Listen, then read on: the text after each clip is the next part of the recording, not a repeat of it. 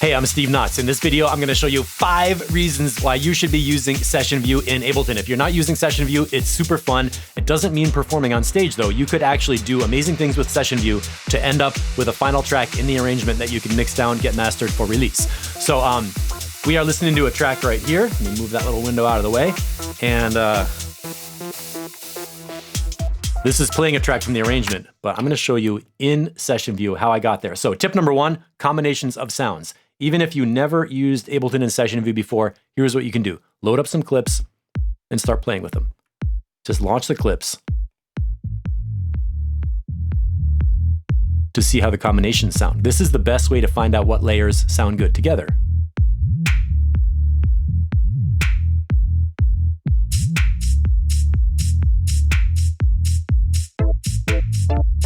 So when you have your clips laid out in Session View, you can easily audition clips, play with sounds, start and stop things on the fly while hearing it. You don't have to copy and paste or like mute and unmute tracks. You can just fool around and launch clips and see what sounds good. I'm gonna put a riser coming through in here.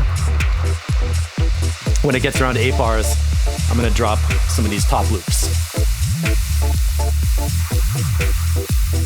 1, 2, 3, 4, 2, 2, 3, 4. And you can feel that as I'm playing with different clips, I'm getting like some development, some song flow. People do whole entire performances doing only this. And the more controllers and stuff you have to play with, the better it's gonna sound. Let's get some more. A couple more top loops. And maybe a little synth coming in a second. So even if this is the only thing you do, it can be really fun. Cut the kick drum. Launch a couple more clips. You can do a whole show like this. Even if that's the only thing you can do, you can have fun in Session View, playing clips, figuring out which ones sound good together, starting, stopping, launching, muting, whatever. And that can be a show by itself. So playing with clips in Session View is awesome. And then of course you can hit the record switch, keep doing that and improvise and jam and record what you did so you end up with some great ideas to work with. Pro tip, set your Global Quantize to 1 bar so that when you press play and launch a new clip, it'll stop on the beat. You can press the button anytime. It'll wait for the next bar. Watch this. And you don't end up messing up your timing or having to beat match your clips or anything. They just fire at the right time. Boom. And it starts like that. So set your global quantizing to 1 bar. You could do a quarter note if you want to, but 1 bar is basically where it goes.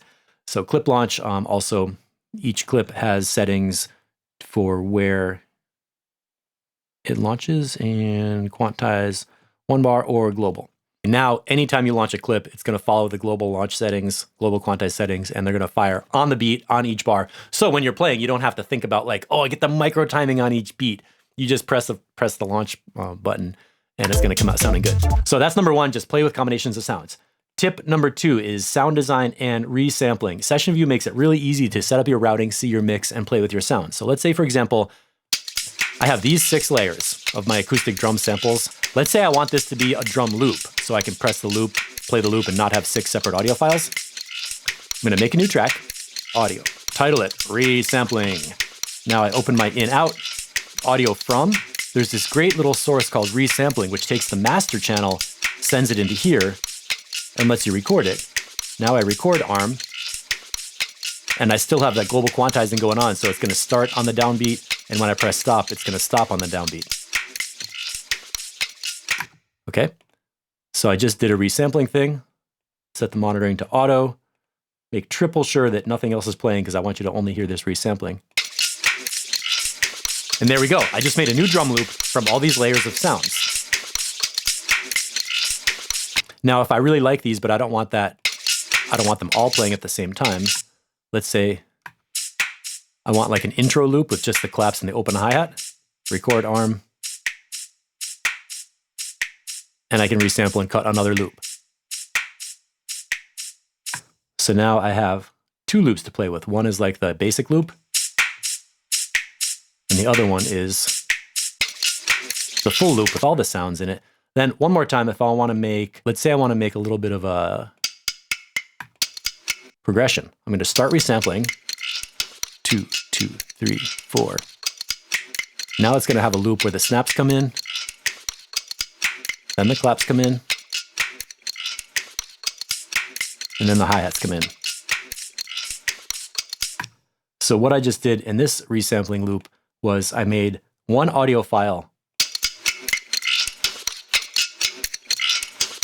that's got different sections. There comes the claps. There comes the open hi-hats.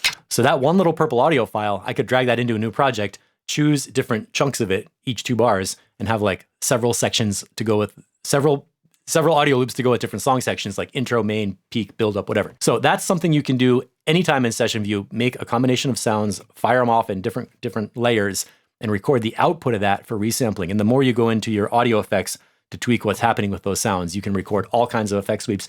In fact, this loop over here that's called layered full, I created this by resampling the output of several risers. And I can show you what they are over here.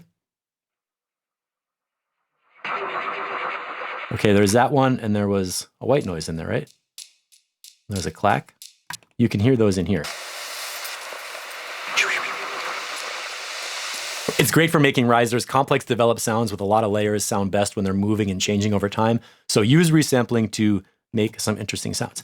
Let's keep moving. Number 3, build your song structure. This is probably my number 1 favorite thing to do in Session View. And to make this happen, I'm going to show you a key command called capture and insert.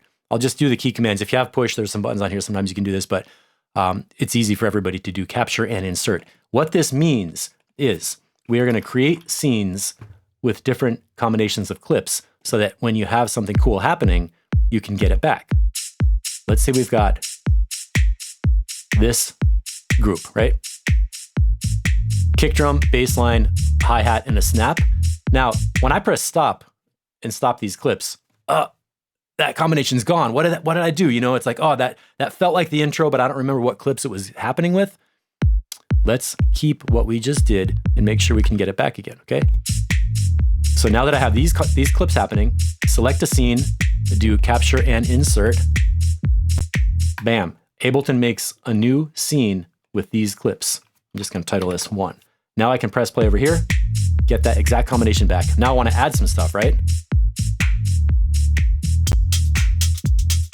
So I'm going to select that scene number 1, do capture and insert again, and I get another whole scene that I can fire off to get that same combination. Let's put a riser in here, capture, insert again, and after the riser's done, we're going to drop in these keyboards. So what I've got coming from here, these are the 4 scenes I just created. I'm going to play through them quickly so you can hear the development. Capture and insert lets you get ideas by playing with a bunch of different sounds and keep the ideas so you don't lose them, which is what I love about Session View. You can totally jam, you can record what you're doing, save it for later, polish it, mix it down, and make real music while you're having fun. I didn't even press stop. You can just hit capture and insert without even stopping, flow through the loop, and drop the next sound. Let's wait for this riser to come through on 8 bars. 7, 2, 3, 4, 8. Here comes the keyboards. Now there's a lot more you can do with that, but capture and insert is the best tip I can give you for building song sections on the fly. What I'm going to show you right here is what a track looks like after you build a bunch of scenes. So I'm going to go through this at hyper speed. The point is that if you're ever using Ableton with a band or in a performance, it kind of sucks to be stuck in the song form. Like if you just have a 2-track audio file, you press play in the arrangement and the audio file goes through. That's almost like karaoke. The singer has to sing at the right time. The band has to start and stop at the right time. Or even if it's just you singing on your own tracks, maybe the crowd is like really into it and you don't want the song to stop. And then your audio file runs out and you're like, shit, I ran out of music. If you play from Session View, that never happens. You can let your loops play as long as you want and you never run out of music. So we can have a track with an intro, a little bit of a gap, and you can go through the song sections however you want, get all the different layers, all the variation, all the complexity, and you don't have to really think about which layers are happening. You don't have to mute and unmute. You don't have to pick clips. You can just use the scenes and go through your performance using scenes in the master channel. I'm going through this really accelerated. And notice that like these kick drums, I made a clip called Bumps. to have some extra variation with new little kick drums coming in to keep it interesting. If I want to cut to the drop, I can go right there and get the melody coming in and everything.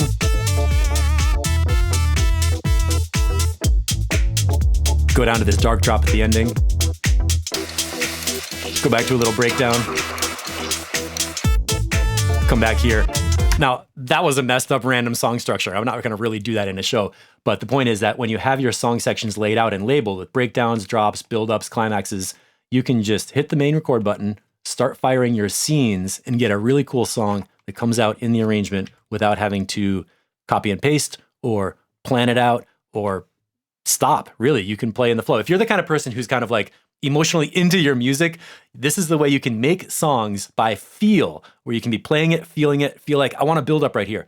You go to the build up. You don't have to stop and copy and paste. You don't have to delete time or consolidate anything. You just go with the flow, literally, and make your songs come out like that. So I recommend doing that. This is how I work with live. And if you get into session view, you will be able to do this too. Like, I mean, soon. It's not like you have to learn a lot to do it. Just practice. So we talked about, what do we do? The first part, combinations of sounds, just firing off clips in session view is a lot of fun. Just that by itself is fun.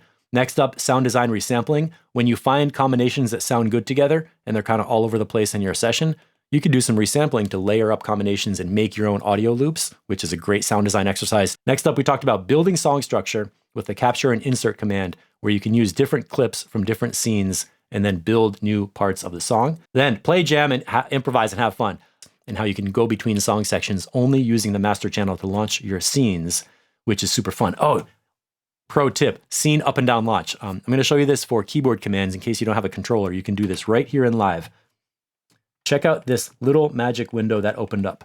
Okay, when I open the key mapping, look right here above the master channel faders. Key mapping, we have play. That's your master scene launch button. We have scene up and scene down. I just mapped some keyboard keys. Now this is going to move the cursor up and down, and I can go through and launch these scenes. Here are some scenes called sketches that I built using capture and insert. What's in this one? Launch the next one. High groove. Okay, what's in the next one? Octave down. Oh, that was a spacer. There's an outro. Final ending. Okay, so whatever the song sections are, the point is you can set up key commands so you don't have to use the mouse. You can just use a finger on the keyboard. And this is really handy because when you see the keyboard, when you see this cursor on the master channel, you can like set it up in advance and say, okay, the next scene is going to be the drop. You can wait with that finger right on that key, have your other hand tweaking a knob, changing a parameter on a filter or a reverb or something like that, doing some fun sound design while you're playing. And then when it's time for the drop, you hit that one key and it launches on time. You don't have to move the mouse and get to the launch triangle and hit that one little target from far away. You just hit the key and it launches. So that's a really, really cool key command. It took me a while to find that one, but once you find it, it's super handy. Go to key mapping, put something on there. You can also MIDI map these with buttons or something like that. And this little number here is great to map this with a knob, a rotary encoder, so you can scroll up and down through your whole set using a knob. Super easy, gets you off the mouse and lets you have more fun without just doing a one finger click. And then finally, recording into the arrangement. This is a demo session, so select all, delete. Turn off the loop switch because you want to make sure you don't record over your thing. And make sure, this is a tip, turn on the automation arm switch so that as you're recording into the arrangement, anything you play with is going to get recorded. For example, press record. I'm going to do a jam from our combinations of sounds. Checklist, loop switch is off, starting at 1-1, automation arm, hit the big red button, and when I press a clip, it's going to start going. Big record switch, and launch a kick drum. Check that that's going to get recorded.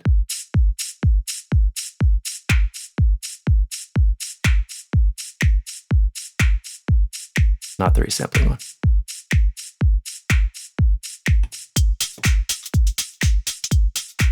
And you can see we're getting pan position automation on there. Now we have this recorded with all my mistakes and quick demo. Track panning. Okay, so just to show you that, the point of that exercise was to show you that you can record into the arrangement and all your parameter changes get recorded too. So if you want to do some pan position or something like that, you can do that. Now let's say we're right here and I want to keep going. Right here, back into the arrangement. And I got some scenes labeled over here. Let's go into this dark drop. Notice I'm not using the mouse anymore. And if I want to go in and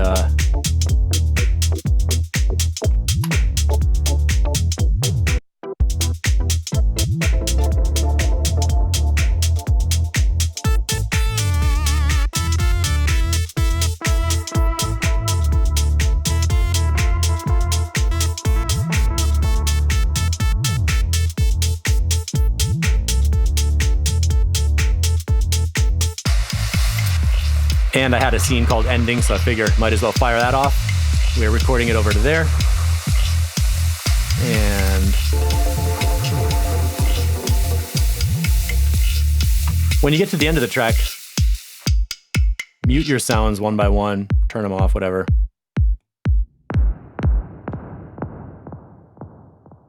And we have a little ending happening. Stops at 53. Let's see what we got. I like to set a little marker at the end of the jam so I know where it went. And here's what I just recorded during this video while talking. That was the gap. And on these lead melodies, I did a little bit of the effects, I believe, right? So this all got recorded over here. Those little things I did with the aux send and the returns. That little live jam I just improvised got recorded with my sends and returns and effects and everything all captured as a performance. Now I can go back through in the timeline, select what I did, loop the whole thing, and start my mixing for final mix down. Now I'm not going to mix down what we just did right here as a whole track, but the idea is that you have a record of your performance that you did while you're jamming, having fun, playing clips, launching scenes, tweaking effects, using controllers to get your hands off the mouse onto the keyboard or onto your push or whatever you have. And it is super fun. So one more time, let's review 5 things that you can be doing with Session View right now to have tons of fun and end up with studio quality professional tracks to get mastered and released. Number 1, bring your clips into Session View and just fire off clips on the fly to hear how the combinations sound. It's the best way to come up with ideas for kick drum, bass line, beats, leads, vocals, whatever. Play with the variations. You don't have to copy and paste, you just launch them. Number 2, sound design resampling. When you find a cool combination, open a new audio track, do the resampling on the input audio from, and you can record some really cool effects and risers. Next, build song structure. Remember, capture and insert. The keyboard command is Command-Shift-I or whatever device you're on, if there's a button for it. That's how you can build different scenes to launch your combinations of clips. So when you get an idea of a cool combination of clips, capture, insert, make a new scene so you can get back to that combination again later. After that, play through your scenes, jam, improvise, have some fun, figure out how your song structure is going to work. And you don't have to be locked into one karaoke format where the song is the same way every time. It gets boring, right? You don't want to get bored. You want to have fun. You want your music to sound like you're having fun so people have fun listening. Then finally, record into the arrangement. Remember to arm the automation so you can record all your little changes. Hit the big red button, start firing off some clips, and have fun. I am Steve Knotts from Mixitecture. Click the links down below if you want to find out anything else about racks or where you can learn some Ableton live production tips from me. And if you have any questions, hit me up, steve@mixitecture.com. Thanks for watching.